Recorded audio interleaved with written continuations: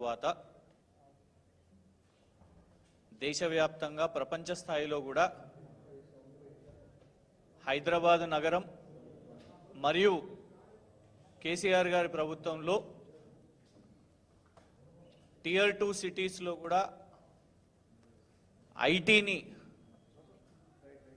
ప్రోత్సహించడానికి తీసుకున్న కార్యక్రమాల ద్వారా ఐటీ ఎక్స్పోర్ట్స్ పెరగడం కానివ్వండి, ఎంప్లాయ్మెంట్ ఆపర్చునిటీస్ పెరగడం కానివ్వండి, పెట్టుబడులు పెరగడం కానివ్వండి, అవన్నీ కూడా చూసినాం. ప్రపంచ స్థాయిలో కంపెనీలు కూడా హైదరాబాదును ఒక డెస్టినేషన్గా, ఐటీ డెస్టినేషన్గా భావించి అందరూ కూడా ఇక్కడ వచ్చి పెట్టుబడులు పెట్టడం లెక్కలు చెప్తున్నాయి. ఉదాహరణకు 2022-23 చూస్తేనే ఐటీ ఎక్స్పోర్ట్స్ 57,706 కోట్లు.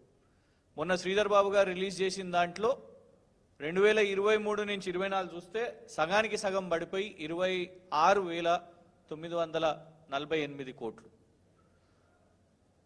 ఉపాధి అవకాశాలు సగం పడిపోయినాయి, పెట్టుబడులు సగం పడిపోయినాయి. దానికి కారణం ఇవాళ ఉన్న కాంగ్రెస్ ప్రభుత్వం పేరుకి ప్రచారం చేసుకుంటున్నది కానీ వాస్తవాలను దాపెడుతున్నది.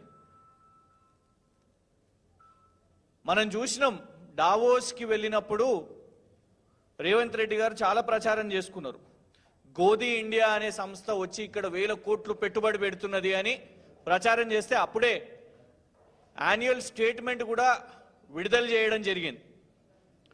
గోదీ అనే సంస్థ దానికి కేవలం 20 లక్షల రూపాయల annual profit and loss statement చూపెట్టి మరి మేము చెప్పినాం చాలా క్లియర్గా, కేవలం 27 లక్షల రూపాయల ప్రాఫిట్ అండ్ లాస్ యాన్యువల్ వ్యాపారం చేస్తున్న ఒక సంస్థ ఇన్ని 1,000 కోట్లు ఎట్లా పెడుతుంది రేవంత్ రెడ్డి గారు అని అంటే దాని గురించి గప్చు.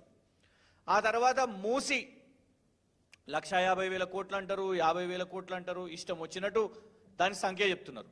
ఆ మూసి విషయం మీద కూడా రేవంత్ రెడ్డి గారు ఇక్కడనే సెక్రటేరియట్లో మెయిన్ హార్ట్ అనే ఒక సంస్థతోని సమావేశం పెట్టిండ్రు వాళ్లకు మూసి ప్రాజెక్టుని కట్టిపెట్టడానికి. ఆ సంస్థ పాకిస్తాన్ నుంచి అక్కడున్న ఇన్వెస్టిగేషన్ ఏజెన్సీసు, అక్కడున్న ఫెడరల్ ఏజెన్సీసు వాళ్ళ మీద లుకౌట్ నోటీస్ పెట్టింది. 3,000 కోట్ల అక్కడున్న వాళ్ళ ప్రభుత్వ డబ్బులను తీసుకొని దోచుకొని పరారైపోయినరు, మళ్ళా తిరిగి వస్తలేరు అని. ఈ రెండిలా ఉంటే నిన్న అన్ని పేపర్లు, ఇవాళ పొద్దున ఉదయం పేపర్లు అన్ని, నిన్న రాత్రికి రాత్రి ముఖ్యమంత్రి గారి కార్యాలయం నుంచి ఒక ప్రకటన రాగానే పాపం మన రాష్ట్ర మీడియా వాళ్ళందరూ కూడా ప్రధాన పత్రికల్లో 839 కోట్ల పెట్టుబడి వాల్ష్ కర్రా ఒప్పందం, సాక్షి 839 కోట్ల పెట్టుబడి వాల్ష్ కర్రాతో ఒప్పందం, పయనీర్ వాల్ష్ కర్రాతో ఒప్పందం, Hindu Walsh Karra holdings to invest, Deccan chronicle Walsh Karra to invest, Eenadu 839 కోట్లు, ఫ్రంట్ పేజ్ ఆంధ్రజ్యోతి, తెలంగాణ స్టార్టప్లో వాల్ష్ కర్రా 839 కోట్లు. పాపం టైమ్స్ ఆఫ్ ఇండియా వాళ్ళైతే ఏకంగా banner item, US firm Walsh Karra holding to invest over 800 crores in Telangana startups.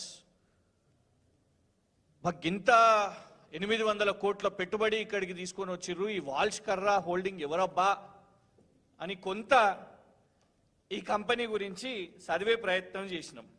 ఎందుకంటే మరీ ముఖ్యంగా రేవంత్ రెడ్డి గారు ప్రచారం గొప్పగా చేస్తారు మహిళల విషయం మీద. బస్సు స్కీమ్ మహిళల కోసం తెచ్చినాం అని ప్రచారం చేస్తారు.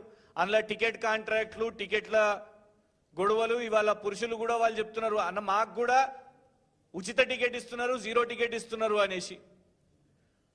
ఇదే కాకుండా 2,500 రూపాయలు రాష్ట్రంలో ఉన్న మహిళలకు ఇస్తామని చెప్పారు.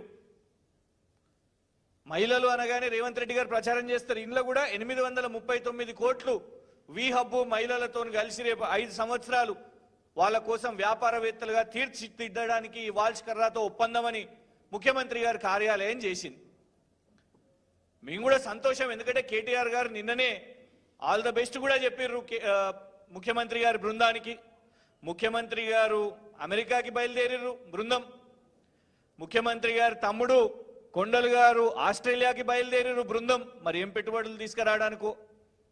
ఇంకొక రాజకీయ నాయకుల బృందం ప్యారిస్ ఒలింపిక్స్ కి పోయారు, అందులో క్రీడాకారులు ఎవరు లేరు, మాజీ క్రీడాకారులు లేరు, పోయినరు రాజకీయ నాయకులు. ఇట్లా రకరకాల చోట్లకు బృందాలు పోయినప్పుడు అరే మన నిజంగానే రాష్ట్రానికి మంచి పెట్టుబడి తీసుకొని రావాలి అని కేటీఆర్ గారు కూడా ఆల్ ద బెస్ట్ చెప్పారు.